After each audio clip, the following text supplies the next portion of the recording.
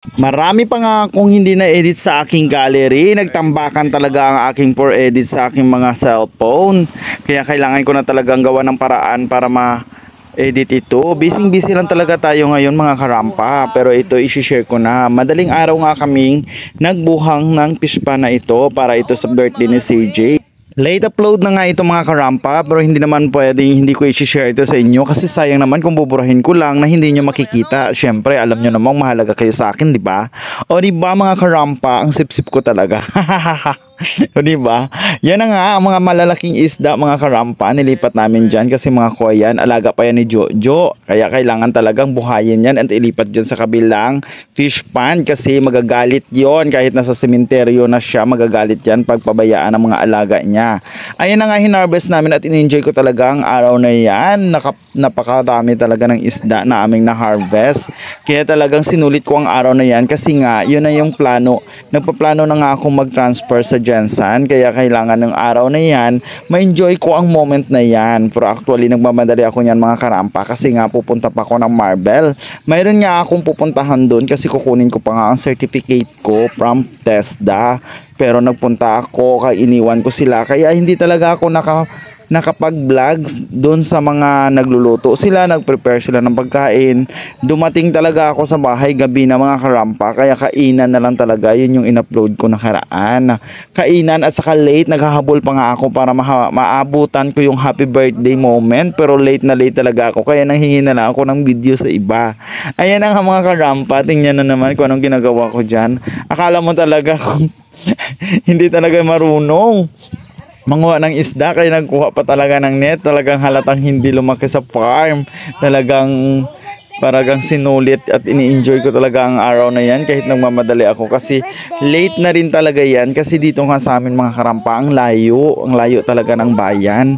Pupunta ka ng city, nasa 100 plus pesos pa ang gagastusin mo, kaya napakalayo talaga, kaya kailangan ko talagang mag-transfer ng Jensen. At least kung mag-apply man ako doon, at least kung mag-apply man ako dito, malapit-lapit lang siya, hindi ganong kalaki ang magastos mo. Kaysa doon talaga sa amin, na Diyos ko, sa biyahe pa lang mapapagod ka na, mauubos ang oras mo. Kaya yan. Susulitin natin yan mga karampa. Talagang tingnan nyo kung anong pinagagawa ko dyan. Akala mo naman talaga, akala mo may-ari ng fish pan. Pero sa bunsong kapatid namin yan mga karampa, talagang pinaharvest niya yan para sa birthday ng kanyang anak. Inaanak ko nga yun si CJ. Diba bong girls?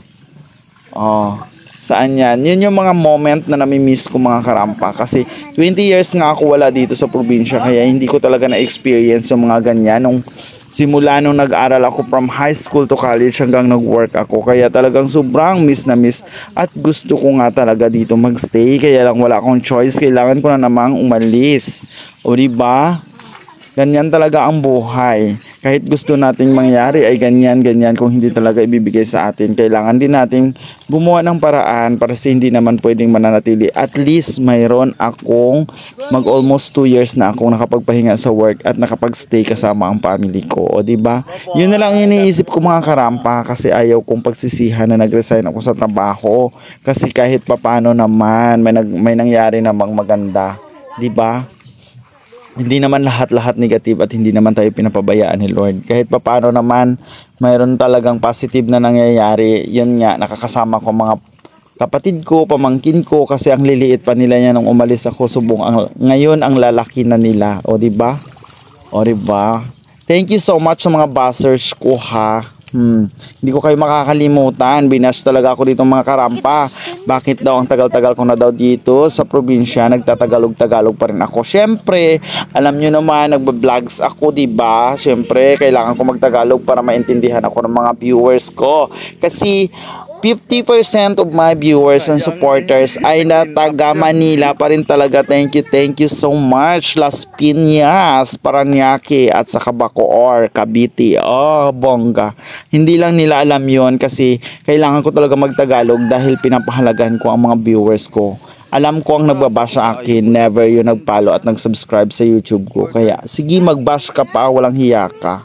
Ang kapal ng mukha mo, hindi ka nga nagsusuporta sa akin, nag-bash ka pa.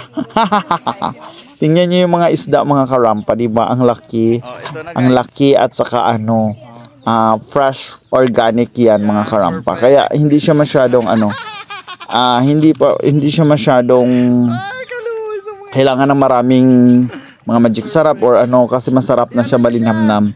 Kahit kasi native siya eh. Yan. O, diba?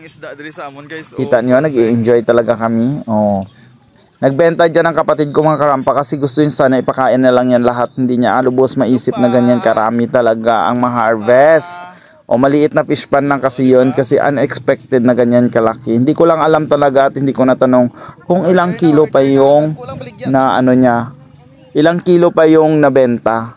Kasi nga parang naghahabol ako sa lahat ng oras na kailangan ko talagang ligpitin ang mga gamit ko kasi nga siyempre sasama ako. Hindi naman pwedeng sasama ako dito sa Jensen na hindi ko naligpit lahat ng gusto kong gawin, lahat ng gusto kong kailangan idadalhin, kailangan madala ko lahat, 'di ba? In-endorse ko pa yung aking pusa, ang aking aso, ang aking baka. Yun, pinang-iwan ko yan lahat sa kanila kasi syempre sa totoo lang miss na miss ko na nga sila. Pero wala tayong magagawa. Kailangan talaga natin magsimula ulit. Yun lamang mga karampa. Please enjoy this video. Thank you so much. Bye-bye.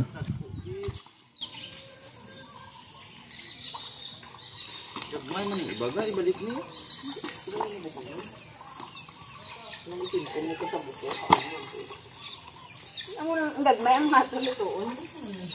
Tapit din siya yung... Mas masarap yung maliit. Nami lang malaki sa ano.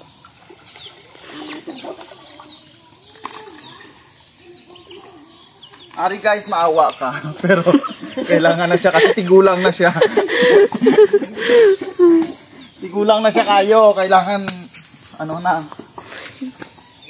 Malaan pa na si mo to. Ano hulog ka, Jay? Pinasahan. Pinasahan talaga.